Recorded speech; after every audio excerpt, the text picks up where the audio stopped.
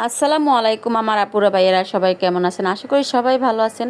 তো আমি আজকে আরেকটা নতুন রেসিপি মানে কি অনেকে হয়তো খাইছেন অনেকে খান নাই, কচু দিয়ে ইলিশ মাছ দিয়ে রান্না করব, কিন্তু খেতে কিন্তু অনেক মজা।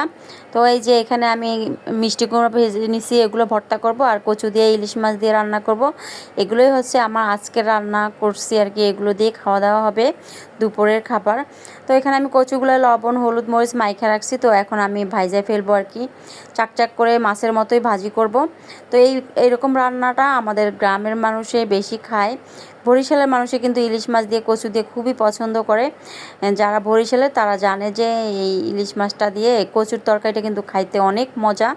তো আমি ইলিশ মাছ ধুয়ে কুটে লবণ মাখে রাখছি, তো এগুলো এখন মাছটা ভেজে নিতেছি। এই যে মাছটাও ভেজে ফেলতেছি, এই যে মাছটা ভাজা হয়ে গেছে আর কি। একটু উল্টায় পাল্টায় দিব, বেশি ভাজবো না, কড়া করে হালকা হালকা ভাজবো যাতে খেতে একটু ভালো লাগে। এই যে আমার মাছটা এখন উল্টায় দিতেছি। তো মাছটাও অনেক তাজা ছিল, খেতেও কিন্তু অনেক মজা হয়েছিল।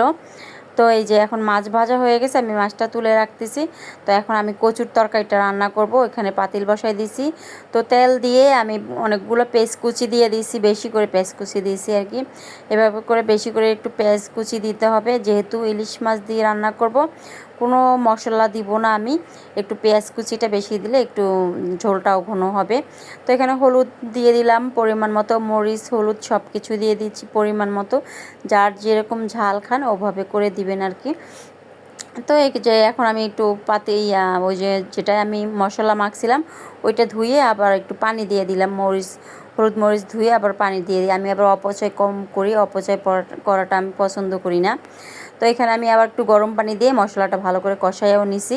তো এখন আমি ঝোলের পানি দিয়ে দিছি, দিয়ে আমি এখন এই যে কচুগুলো দিয়ে দিব, একটা একটা করে সবগুলো ছড়াই ছিটাই দিব, দিয়ে দেন আমি মাছ দিয়ে দিব আর কি। অনেকগুলো কচুর তরকারি, পাতিলটা কিন্তু অনেক বড় ছিল, অনেক মজা হয়েছিল, অনেক মজা করে সবাই খাইছে।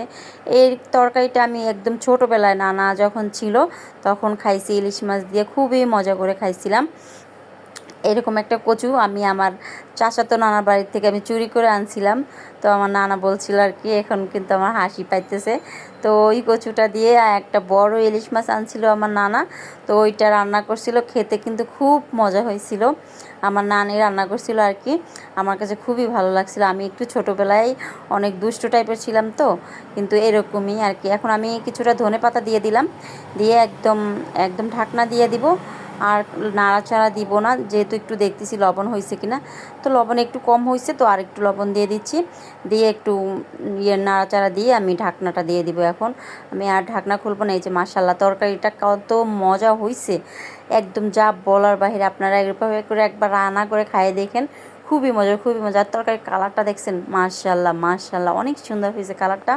তো আমার ভিডিওটা ভালো লাগলে একটা লাইক কমেন্ট শেয়ার করবেন, আর সবাই ভালো থাকবেন। আসসালামু আলাইকুম।